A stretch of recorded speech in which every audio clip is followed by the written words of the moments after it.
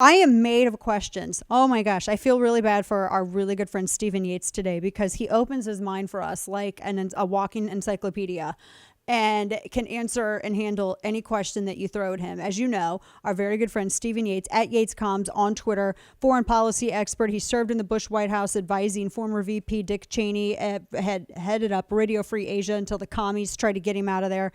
He joins us now in his, now he's got a new, it's not really a bunker, it's like a eagle's nest kind of.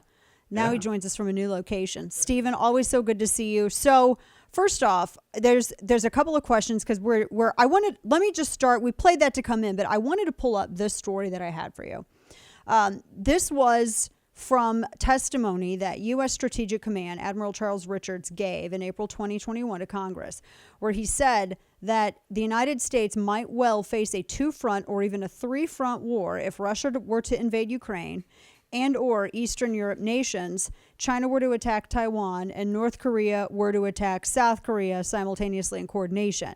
I feel kind of like the Korea conflict might be less than, but we've talked about this before. China can't really take on the United States and U.S. allies by itself, and Russia can't do that either. But if one went for Ukraine and the other went for Taiwan, that might make a good argument about dividing and conquering. And I kind of wanted to get your take on this.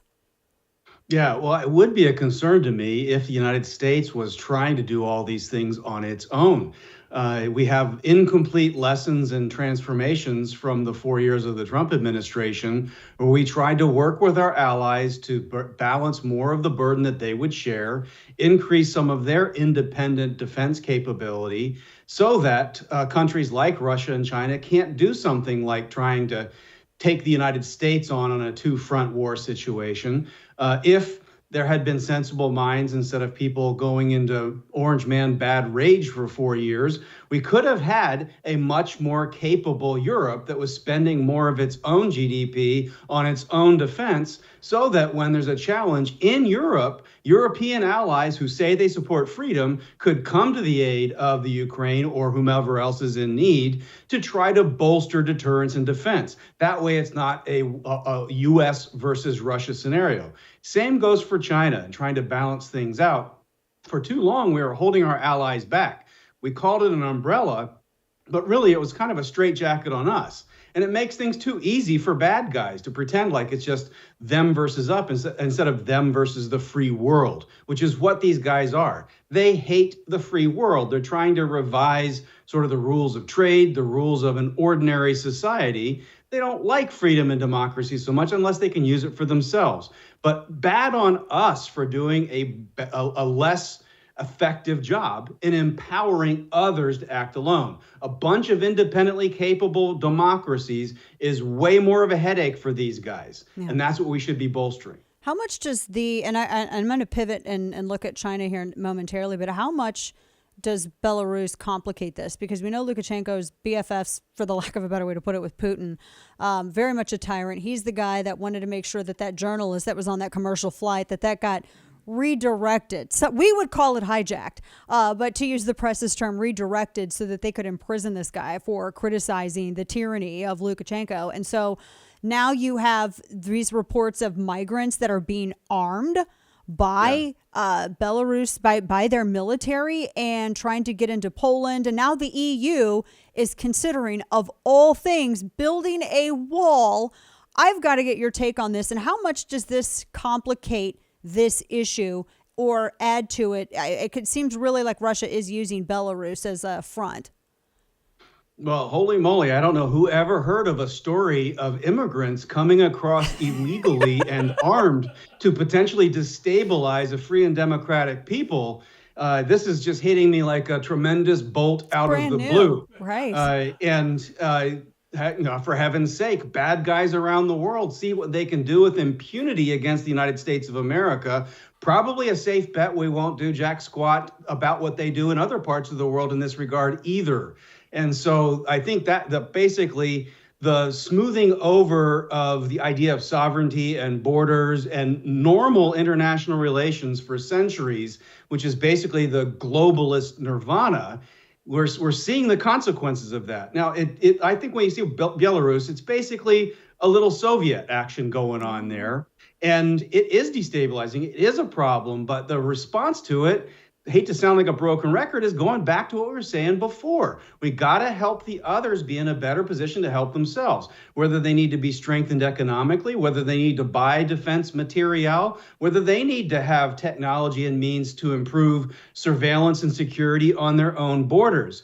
But the fact of the matter is, some of these revisionists and revolutionaries of the world are forcing us to get back to basics of, yep, we have to have borders, we have to have security, we have to take care of our own people. These are all the basics that somehow the globalist postmodern dream wanted to leave behind. Right. And now you have the headline, Poland's bracing for these attacks by these weaponized migrants from Belarus.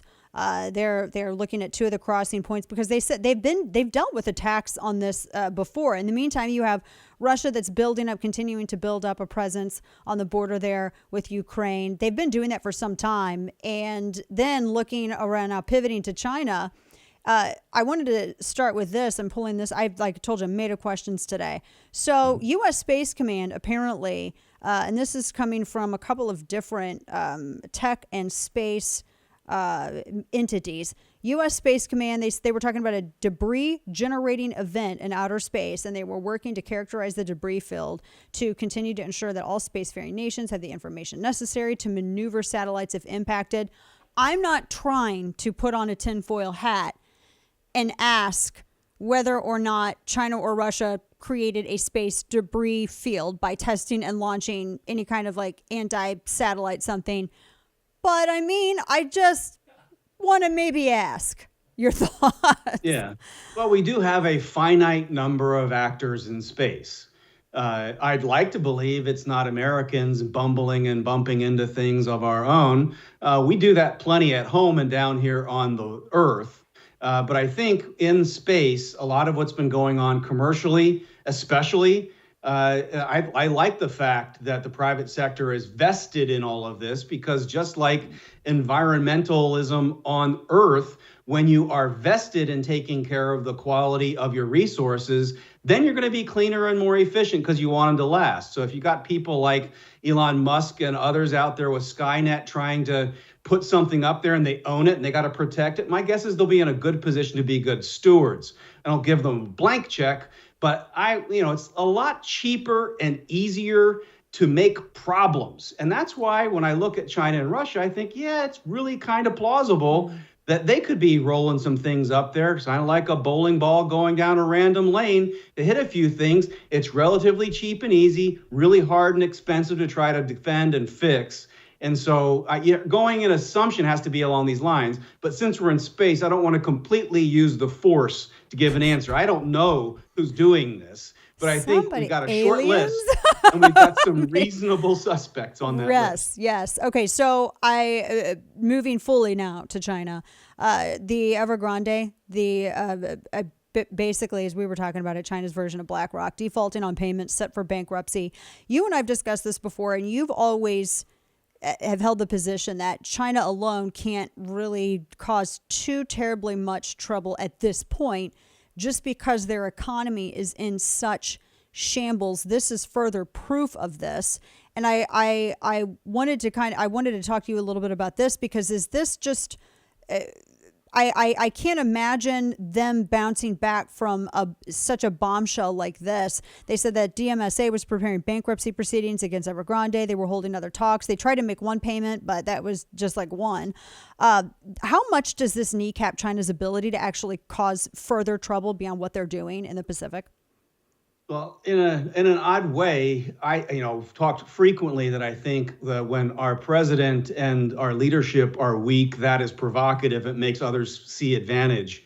It is also a situation where Xi Jinping's weakness in China, a president who hasn't really left his country for 2 years, seems afraid, like he can't go and get back safely, is the kind of whiff you get from his vibe. And so that weakness is a concern to me, because a lot of times leaders like that will appeal to nationalism by creating problems. So they'll kick around the Australians, they'll kick around the Taiwanese, they'll kick around the Americans from time to time. And it's basically to get people to rally around the flag. Pay no attention to the fact that your financial system is crumbling, that the tall towers and that real estate development are crumbling. Pay no attention to the brownouts and blackouts, that somehow this great rising nation doesn't have power. And so there's all kinds of problems in China. And in an odd way, it makes it dangerous that they will be more destabilizing because of that weakness. That makes sense because Japan was in a similar position before World War II, correct? Right. Right. So, I mean, the vulnerability on energy, the need to sort of fuel things at home is a big, big challenge. I don't think we're kind of in for a replay of a World War II like scenario, because China in some ways is more dangerous. They have interwoven themselves into so many parts of modern life in America and also elsewhere that them falling apart or going rogue is in many ways more dangerous than any threat we've faced. That's a very good point, and a terrifying point as well. My goodness. Stephen Always Yates. sunshine. I know. Stephen Yates is full of sunshine, just sunbeams and kittens and glitter and lollipops. Not glitter. I'm trying to think of happy things. Glitter's not happy. Fresh baked cookies and lollipops and all things that are good. Apple pie and baseball. Stephen Yates, we always appreciate your time and perspective. And I have a feeling that as the weeks go on and the administration becomes more desperate and the VP gets a little bit more MIA, we're going to have more reason to talk, unfortunately, on this particular issue. Always enjoy the conversation, though, with you. Thank you so much. Thank you, Dana. Take care.